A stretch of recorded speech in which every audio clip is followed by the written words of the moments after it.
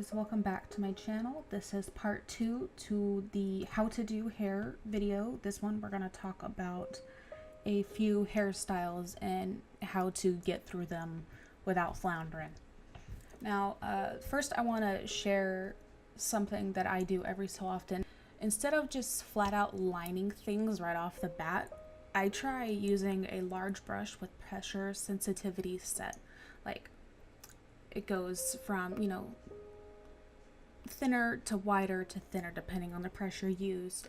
I start at the scalp and I begin to lightly color in the shape that I want. I don't worry about the details just yet. This just helps nail down a more fluid and free-flowing shape. This you can use with any sort of style, braids, short hair, waves, curls, dreads, whatever. It's all about starting with large flowing shapes and gradually working them down to the detail of the style that you want. Okay, first we're going to start out with how to shade braids. We're going to be using the aforementioned trick to plan out our braids. I'll just be starting with a thick braid to show how I do this. I'll grab a random color to use as the base mid-tone. I try to paint in simple shapes, staggering atop each other. I guess they kind of look like lopsided hearts. That's at least what I always remind myself when doing braids. Oh, or maybe stacks of tear shapes. Basket weaving? Basket weaving? However you want to describe it, have at it. We grab a deeper color for the shadow and begin to shade where one plait of the hair overlaps another. Keep in mind that the left crosses over the right and then they switch, if that makes any sense at all. As always, don't worry if things are a bit messy. And of course, highlights are always last. We don't want them too overpowering, so remember how the hair moves and folds over, entwining. Think on where the light hits the braids and where the hair bends. It'll be tempting to highlight smack dab in the middle of all the plaits, but it is a good idea to remember where light is coming from if you want everything to remain consistent. Or just think of satin ribbon. Hair reflects similarly to satin ribbon. I encourage you to look up different braided hairstyles and try painting them, as well as videos.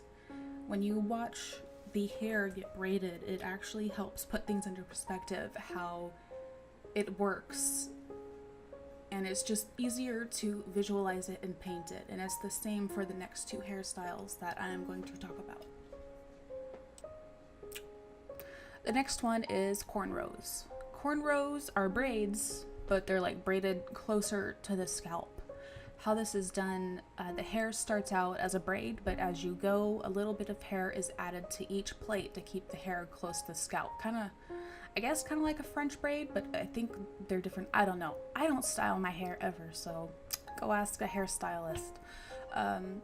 A lot of techniques used for loose braids can be used here. Just remember, cornrows and box braids tend to be tighter, so things can't be as messy, but I ain't judging.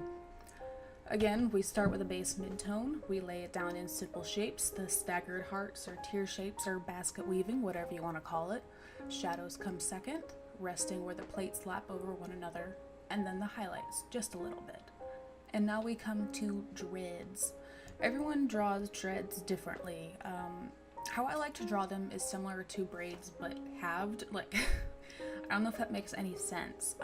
Dreads are sometimes twisted to form, and so I try to remember that when drawing them. So I lay down my mid-tone, and it's okay if it's not completely straight because dreads can sometimes be wiggly. And I keep in mind where the light's coming from and shade accordingly, usually along the outer edges. It's like a cylinder. It's a little bit different than the braid. I always try to remember myself to work from the back forward, like not the back of the head, just like the hair under the rest, and kind of just layer on top of it so it looks full. There's not so much, it's not flat, I know the urge to draw those pretty whooshes and flyaways are kicking in strong at the beginning, but you really need to start from the ground up. less detail, and then as you go, add more and lighten the colors gradually with highlights or anything of that sort.